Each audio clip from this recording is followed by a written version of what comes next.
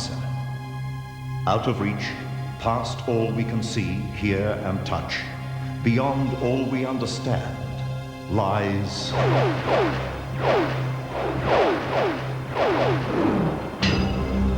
the extraordinary. The Extraordinary is the story of twins Greta and Frida Chaplin, two separate people who appear to share a single mind. Do you always know what the other one is going to say? We do, yes, yes. Greta, do you know what Frida is going to say? So you talk with her? Yes. And Frida, do you know what Greta's going to say? It is the startling premonition of Jimi Hendrix's death, revealed by L.A. Law's Corbin Burnson. From that point on, that's when I started to, it was like the rude awakening that there's something out there that's greater than what it is that I've known. It is the story of a young Aboriginal boy named Alan, who lapsed into a coma. Modern medicine could not help. Alan had been sung into an ancient spell. If you break the law, you get punished for it. Well, the most severe one is to be sung and sung to death. It is the strange spirit that inhabits this landmark town hall. Town officials are too scared to enter alone. And never after dark. You really start to feel like there's somebody right behind you.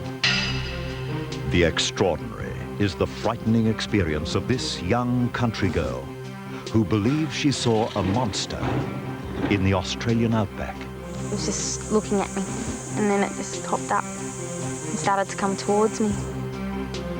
Just some of the stories that lie beyond our normal understanding. Tonight on The Extraordinary.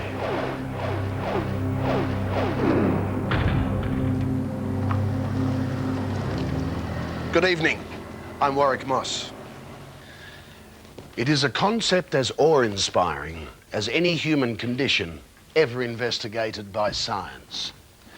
Two separate people sharing one mind. Think about it for a moment. Imagine you have a twin whose every thought is exactly the same as yours and comes at exactly the same time as yours. Someone who shares your instant reactions, your moment-by-moment emotions. Someone who is you in every detail. The question is, could the two Chaplin sisters actually have one mind in two bodies? Alison Holloway in London had this remarkable encounter.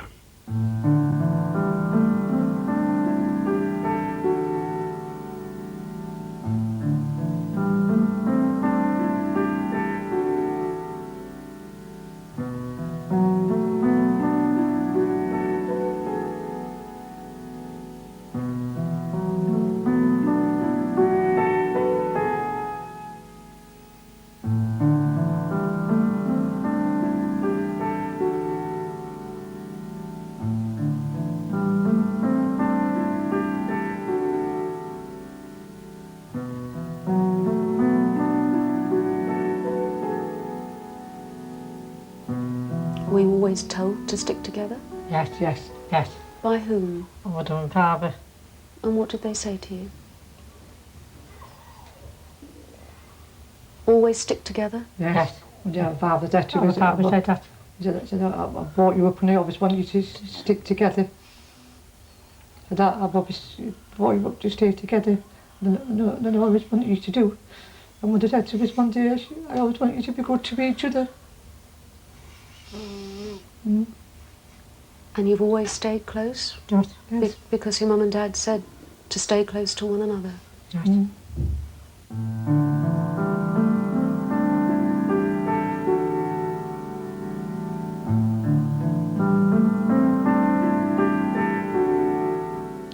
The bond between Greta and Frida Chaplin goes far beyond what identical twins usually experience. In a bizarre sense, they're Siamese twins. They're not joined physically, but mentally they're one. They behave as one, They speak as one. They desperately want to be one person. What may have started off as a childhood game has turned into a lifelong obsession. Was he very strict, your own father? He was always drunk. Always drunk and things like that. Was your mother a happy woman? No. No. Did you sense that as children, that they weren't happy? Yes, yes. Yes. Did it make you unhappy as children? Yes, of course it did. Of course it did, yes. Did that bring you closer, do you think? It's hard to say.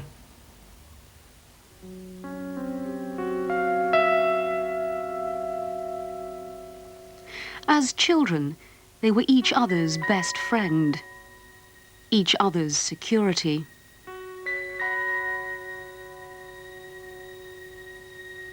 The twins insist on doing everything together and must be able to see each other at all times. If separated even for a moment, they become hysterical. They even try to walk in step.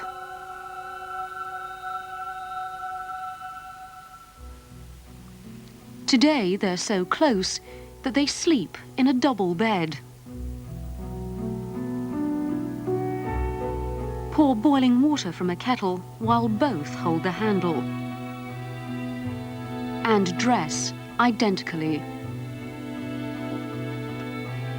When buttons failed to match on two coats, the twins swapped them around, so each had 2 green buttons and 2 black. Are you very careful about how you dress so you look like one person? Yes, yes. Have you always done that? Yes, always, always. So if you went into a shop to buy something, you'd make certain that there were 2 before you would buy? Yes, yes. And if there weren't 2, what would you do? Leave it. Leave it. Leave it.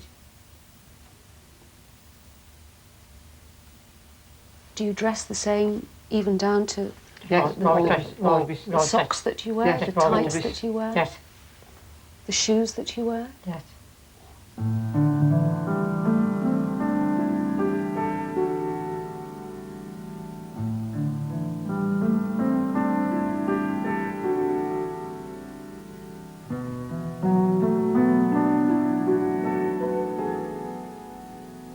When doing their household chores, they move about slowly and stiffly.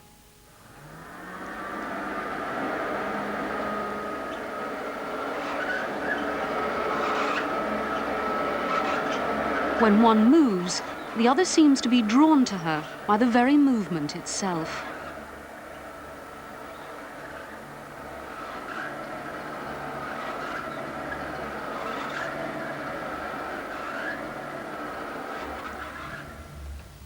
The twins have developed a number of fixed rituals and routines which they keep to when they're in the house, and which seem to reinforce the bonds and accentuate their dual actions which began in their childhood.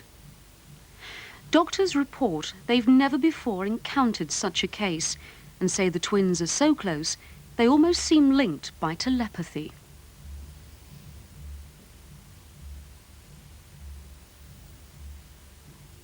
Have you ever argued about anything?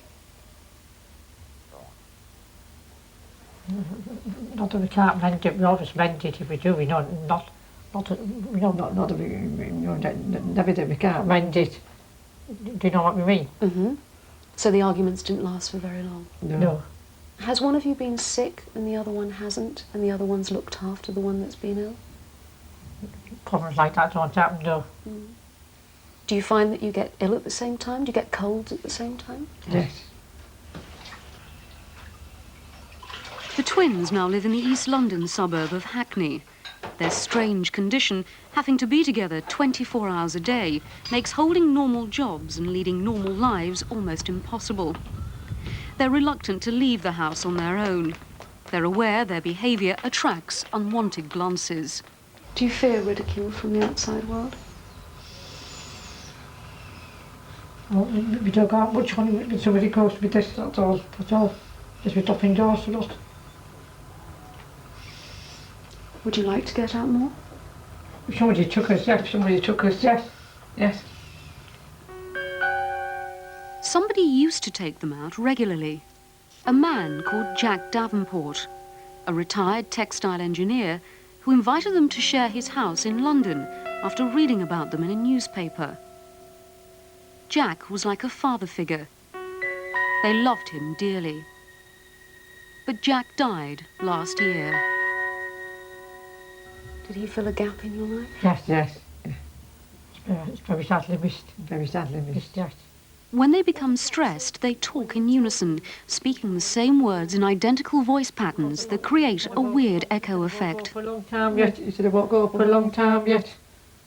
Because he had no idea what was going to happen. He had no idea what was going to happen. So he said I won't go for a long time yet. Or I'll be around for a long time yet. That's what he said. That's what he said. He said that I would put it, I'll be around for a long time. And was he? No. No. No. No. No. He died shortly after that? Yes, yes, about 6 months after. Yes. 6 months after he said that to him, yes. Yes. And he's the person that's got closest to you? Yes, yes. How close are you? Do you want to be together all the time? We do, yes, we do, yes, yes.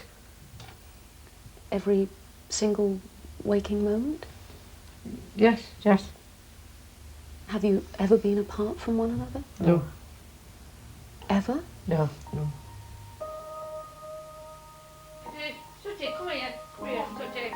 We did see them in a more cheerful mood at a hostel where the twins have formed a close attachment to 4 cats.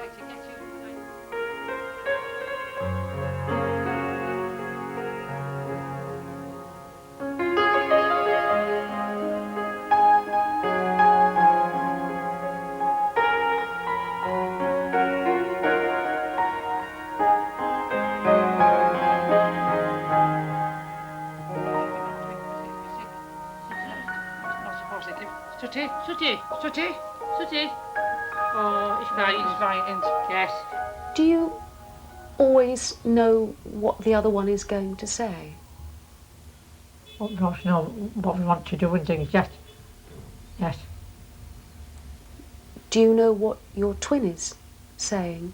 Because you talk together, don't you? Yes, yes. Greta, do you know what Frida is going to say? So you talk with her? Yes. And Frida, do you know what Greta's going to say? Yes.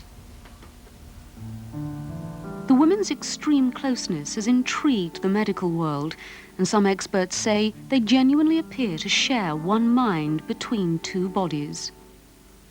We just look at our life as though there's only one of us, like one person. We don't go into all things you go into, we don't go into.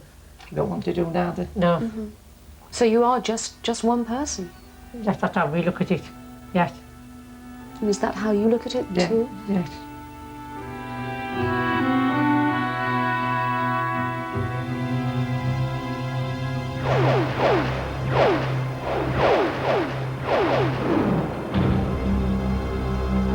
Corbin Bernsen is for most of us associated with the TV series LA Law. He's a bit of a legal scoundrel who spends as much time trying to get his divorcee clients into the bedroom as he does getting their ex-husbands into the courtroom. You'll be pleased to hear Corbin is nothing like that in real life. He's a devoted family man, but he does have a few surprises, especially in the world of the unexplained. To watch Corbin Bernsen in LA Law, you'd expect him to be about as vulnerable to superstition as he is to the 9th commandment. To protect my boss. You're loyal. That's a rare quality. In real life, Bernsen is the faithful husband of actress Amanda Pays and a dedicated father. Most people can't deal with it. They usually think when I'm talking to you now, they think I'm, lying or bull. Bleep, bleep, bleep, bleep. But Bernsen, the family man, isn't the only surprise. He was raised in a Christian Science family by a mother who believed in the power of prayer to heal. And to this day, he relies on a heavy degree of spirituality in all phases of his life. It's funny, I think my mother and myself have this ability that when somebody is sick, I know my mother certainly does, and I can feel it sometimes that, and I'm not talking about healing and putting hands on, I don't want to get like all weird here, but if my child is sick, and my mother used to do this to me, you can put a hand on somebody and you can, I don't know, you can ease the disease, I don't want to call it the disease out, but I'm not saying I'm going to go heal, you know, none of that stuff. But you know, I kind of hold my son sometimes when I know he has a little cold or something and say, just give me some of it, let me have it, you know, let me have it, just, you're better now, you're better now. And maybe it's nothing more than just easing him, and when you're at rest, your body heals better. Bernson openly admits he's hooked on superstition. In a moment, we'll get to why he won't throw out a particular $50 bill and why he wore a banana sticker on his forehead for a month. But more dramatic was the first incident that convinced him there's more to our world than meets the eye. It happened the morning after the drug overdose death of 60s rock legend Jimi Hendrix. My brother and I shared a bedroom, and we were into rock and roll music and Jimi Hendrix and the Stones, and went to all the concerts. And then one day we had heard, I guess, that Jimi Hendrix was coming to play the Hollywood Bowl here in Los Angeles. And as I recall it, we had these bunk beds, you know, and I used to sleep up above my brother and he used to sleep down below. And he kind of looked up at me one morning and he said, we got to go get those Hendrix tickets today. We got to go get those Hendrix tickets for the Hollywood Bowl. And I kind of laid there for a minute and just felt weird. And I just kind of leaned over like you do in a bunk bed and looked down to him. I said, we can't, Jimi Hendrix is dead. And he said, what are you talking about, Jimi Hendrix is dead? He's not dead. I said, Jimi Hendrix is dead. And then we both threw it off and we said, yeah. I said, I don't know what I'm talking about. Let's just, yeah, we'll go get the tickets a little later. And in the morning report on the news and the whatever, he had died 6 hours, what was during our night. He had died. Since that day, Bernson's kept an open mind toward unexplained phenomena and openly admits he's uncommonly superstitious. If you push Corbin Bernson a little more, he'll confess to maybe his most embarrassing superstition. It concerns one of the little sticker labels they put on Chiquita bananas. I had this Chiquita banana sticker they put on them, and I put it right here, and I still have this sticker. I put it in the middle of my forehead, and I wore it to school for about a month. I wouldn't take it off. I was scared to take it off. I showered with it. And more recently, there's the case of the wallet and the $50 note. I just went into all my old junk and started looking back, and I'm a collector, like a major collector, and I couldn't throw things away. I couldn't throw wallets away that when I was 13. I found a wallet that had $50 in it from 1986 that had TV on it right before I got LA Law. And it just had a T period and a V period. And I said, oh, this is a good luck sign. And I kept it, and within weeks had LA Law. And it's funny, I went back and I don't remember how or what, but I've never taken that $50 bill out of the wallet. And so the other day, I'm going through all this old junk, and I found this wallet, and I opened it up, and there's that bill with $50 and the TV on it. And I thought, do I take the $50 out? And I said, no way. No way. It's still sticking. It's still in my wallet. The superstitions are all just small signs of a larger spirituality Corbin Bernson has felt since childhood, triggered, he suspects, by the Jimi Hendrix incident. At that point on, that's when I started to, it was like the rude awakening that there's something out there that's greater than what it is that I've known. And it was kind of my spiritual awakening.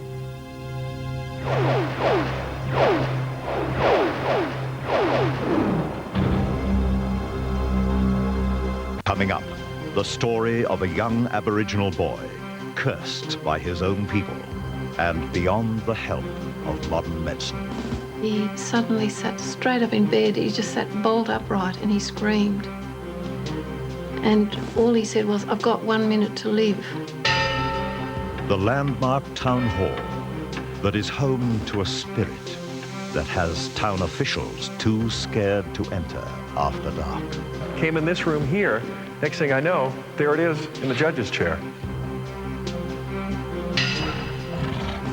The story of a young girl who believes she saw a monster in the outback. Her story eerily similar to other sightings.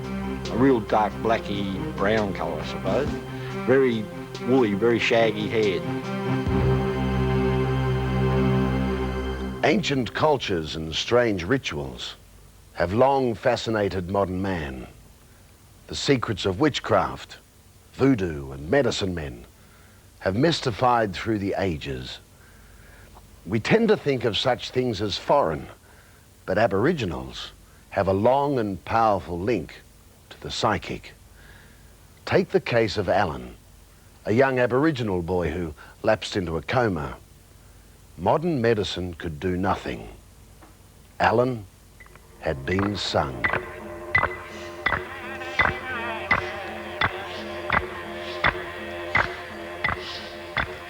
For centuries, Aboriginal tribal elders have passed down their legends, their knowledge, from generation to generation.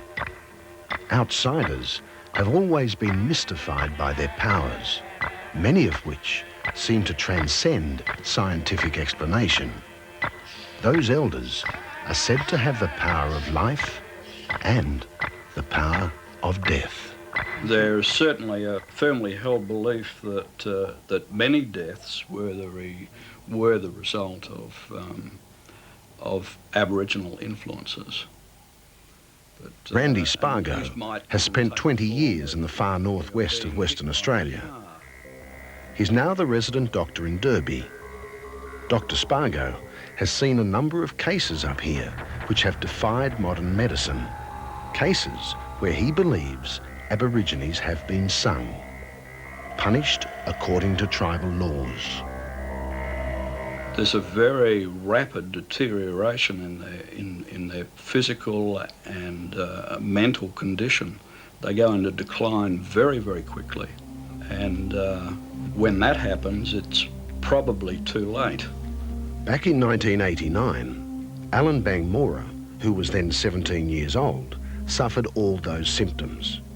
He's convinced he wasn't physically ill, but something was eating away at his soul, his spirit, and he was dying. A tribal group somewhere was singing him, using immense mental powers to send a message of death across vast expanses of the Australian outback. Well, they sing songs, you know.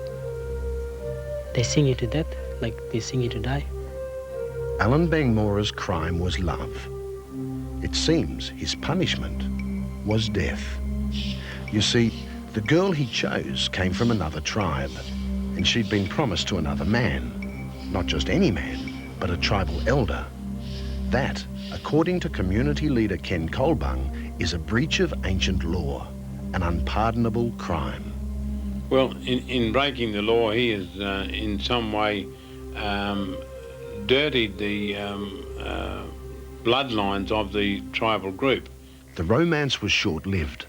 In a matter of weeks, Alan was left alone. His girlfriend had fled back to her own people. That's when Alan went off the rails, stole a car and ended up in Perth's Longmoor Remand Centre. When he was committed to Longmoor, Alan was a fit young man. Average weight, average height, and no known medical problems. That was until one night in May 1989. So the next morning I couldn't get up. I was just all started getting weak, all burned up. And my head was hot. And the eye was blurry, couldn't see. I was just laying there and just couldn't do nothing. The remand centre's nurse, Judy Long, began to suspect that this was not a straightforward illness. It was not one that pills could cure. And then he was holding his the left side of his chest, and he was pulling. He was really pulling at his chest and complaining about a red stone that was stuck in his chest. And then after that he was talking about a feather that was behind his left ear, which sort of led me to believe what I'd been thinking all along, that this young man had been sung.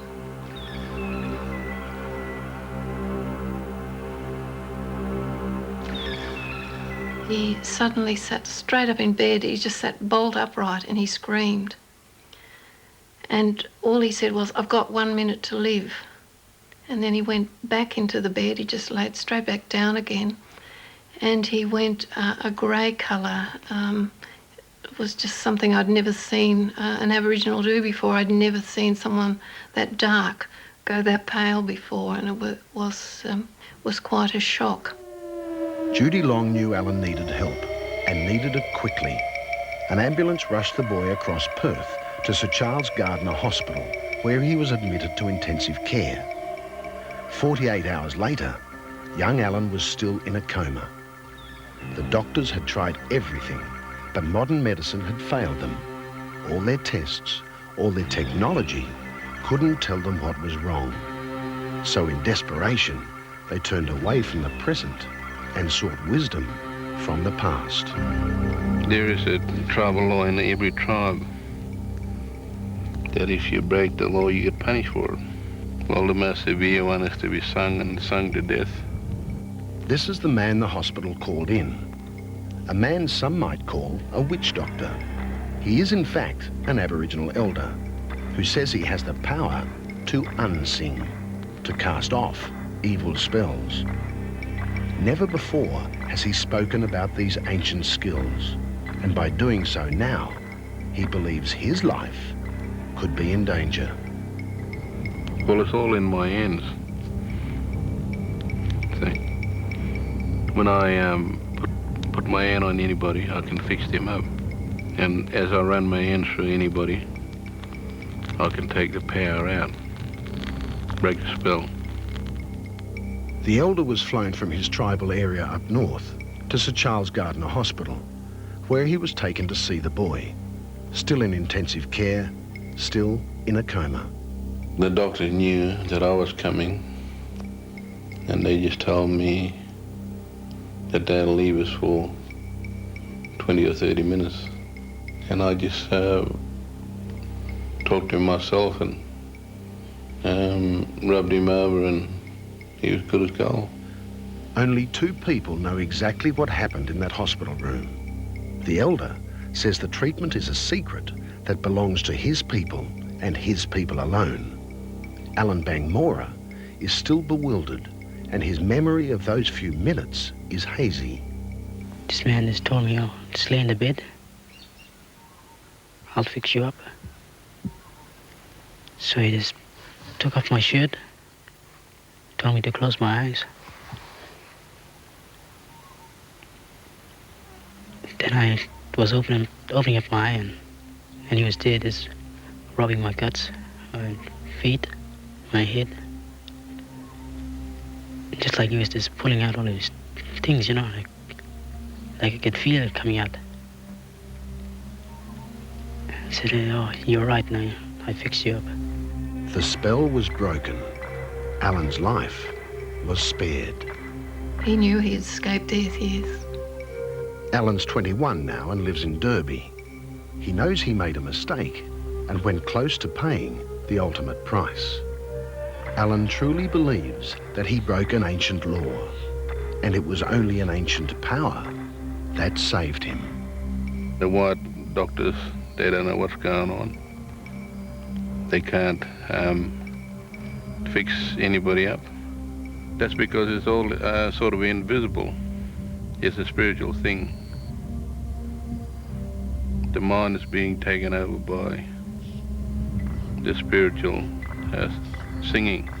I think it's a powerful force in any group where superstition plays an important role in their everyday lives, and it's not to be denied and shouldn't be underestimated as to it, the powerfulness of that.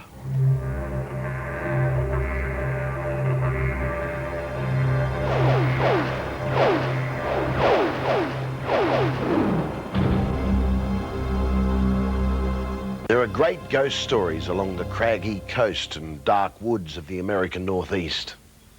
This one began half a century ago, about a strange spirit that inhabits the landmark town hall in the village of Alton, New Hampshire. And it's still going. The witness list is impressive. The town's chief of police, the town planner, and oh yes, the town clerk. She's just one of several Alton town officials who refuse to enter their own town hall alone, and never after dark.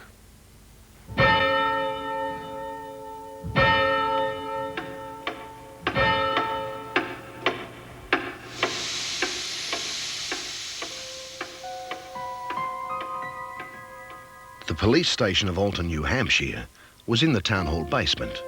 The chief, Thomas Mincewa, was on duty late at night when he heard it. I heard noises and I came upstairs to investigate, and it sounded, because you could very distinctly tell, front door closing and opening, because it slammed, it was so heavy, and you could tell if somebody was walking in the hallway. And being downstairs, we would come upstairs to see who was in the building, because at the time the building upstairs was closed. And coming upstairs, you'd find no one. Alton's town planner, Glenn McLean, is not the kind of man given to wild imagination. He's experienced it too. You really start to feel like there's somebody right behind you. There are some physical things that happen. You feel your hair start to stand up on end. You feel that presence. The local radio personality, Scott McKay, stayed in the town hall overnight. He thought to dispel the myth. My impression coming in was one of skepticism, not too sure what I would find. I really didn't have a fixed thought on whether I believed in any supernatural or not. And when I left the next morning, I still wasn't too sure, but I do know that something happened. And Alton's town historian, Judith Fry, is just about ready to include the ghost in official records. I think it's happened too many times just to be a coincidence. And I think there's really some merit in it. It usually happens sometime after midnight. And it continues until 2 or 3 o'clock in the morning. These are the hours of the Alton Town Hall ghost.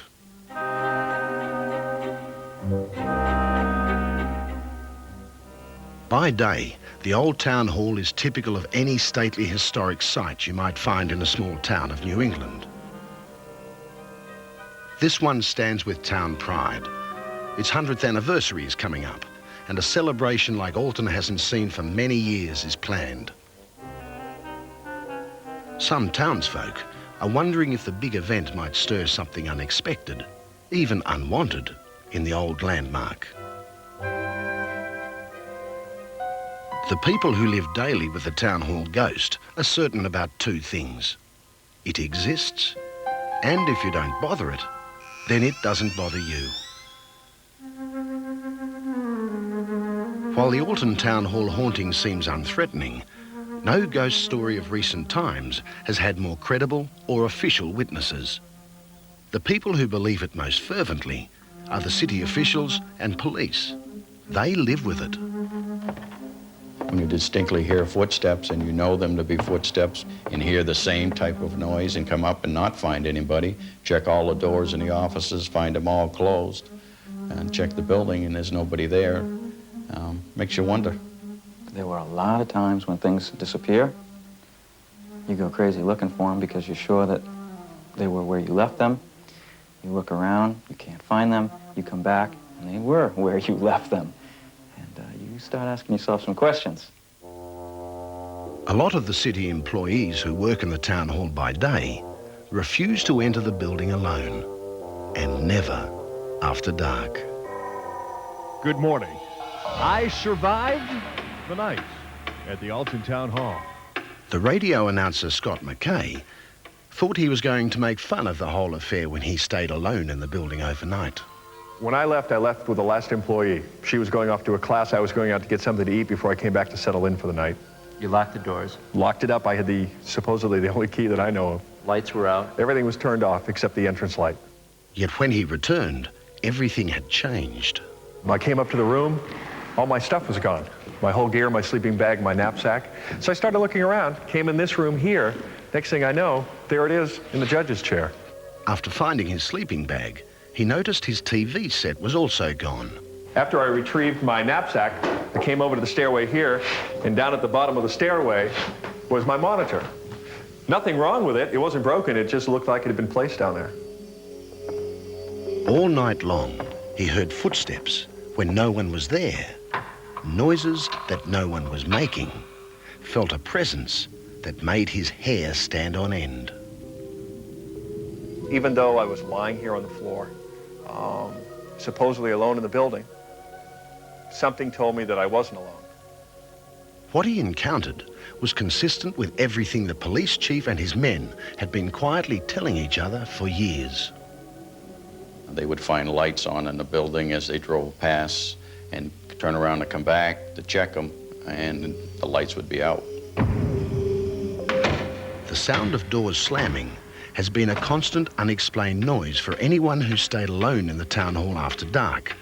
The cell door in the old basement police station has been a sobering reminder that Alton's most famous building is never quite empty. And the dogs. The stories about the police dogs are what spooks the town planner Glenn McLean most of all. The dog would want to respond to something upstairs. The officers on duty would take the dog upstairs and let the dog run. It would go down the main hall on the first floor of the building, hit the steps that lead to the second floor, go about 2 steps up and stop. The question of whose spirit occupies the town hall has never been answered. One story is that a city elder responsible for the town clock long ago was killed in the tower. Another concerns a woman named Sarah Glidden. Like witches of old, she's buried beneath granite in the town cemetery. Some think her spirit has escaped. In 1825, a lady by the name of Sarah Glidden, who was a resident of East Alton, was struck down on a clear day by lightning and was killed. This incident has been documented in the church record. Whatever walks the corridors of Alton Town Hall at night, the townsfolk either don't want to know or don't want to disturb it. I want to be on the record with the ghost as being respectful of it because I believe it is here. With the town hall's big centennial celebration coming up, the people of Alton just hope the ghost enjoys a party.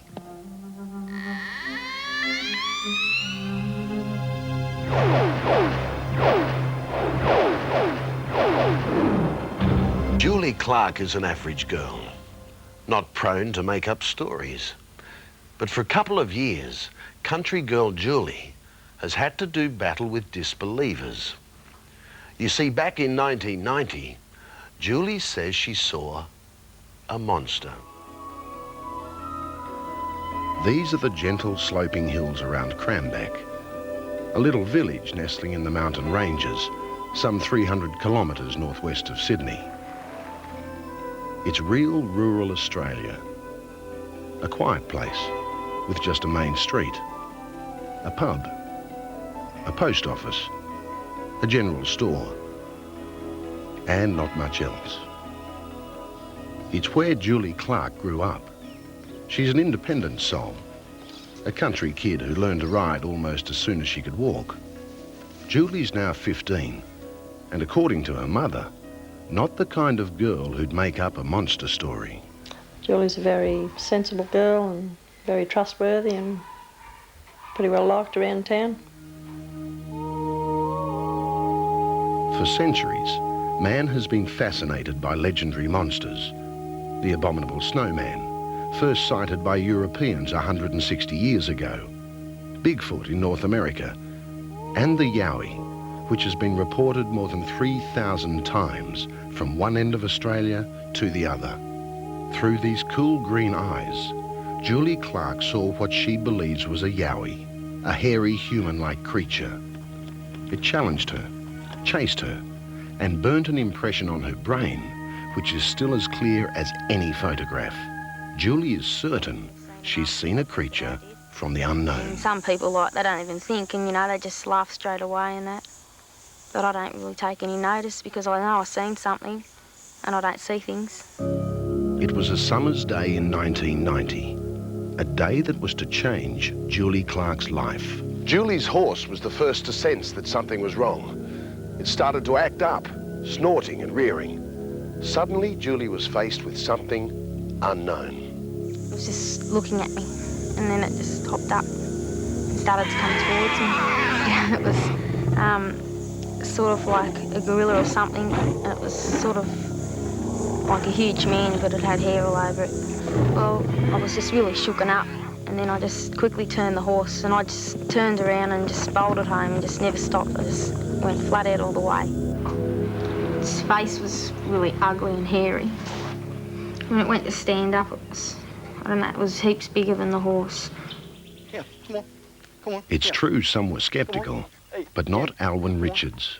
He's lived in the district for more than 40 years, and back in 1976, he saw something, a vision that still puzzles him.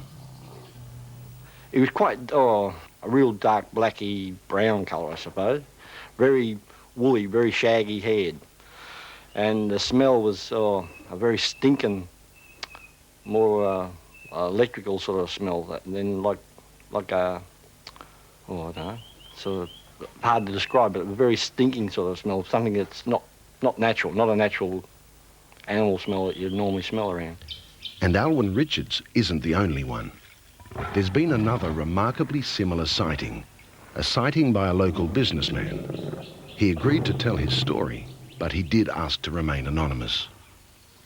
All the grass was completely flattened, and there was like a circle of trees to make a good hiding place for something, but all the grass was totally flattened, and there was a very strong, like a burnt Bakelite electrical smell in there, and sort of sent shivers up my spine, and I hightailed it out of there too. So, Julie Clark is not alone in seeing this beastly phenomenon, a phenomenon that no one around here can explain.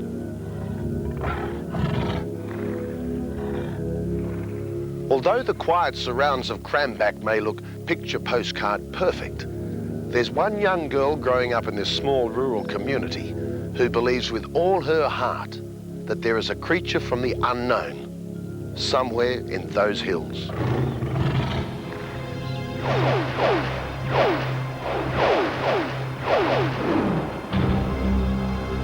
Story of a woman who shocked a courtroom with claims she could undergo major surgery without anesthetic.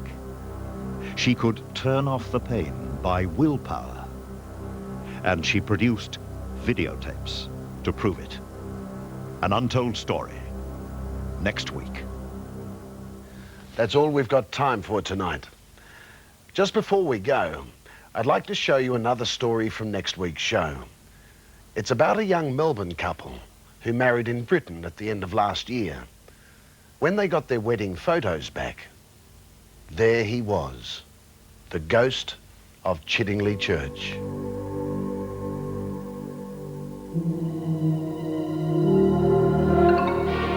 Freaked me out when I first saw it. I hope he was a good one. I showed it to people at work and the hairs on their arm literally stood on end when they looked at it.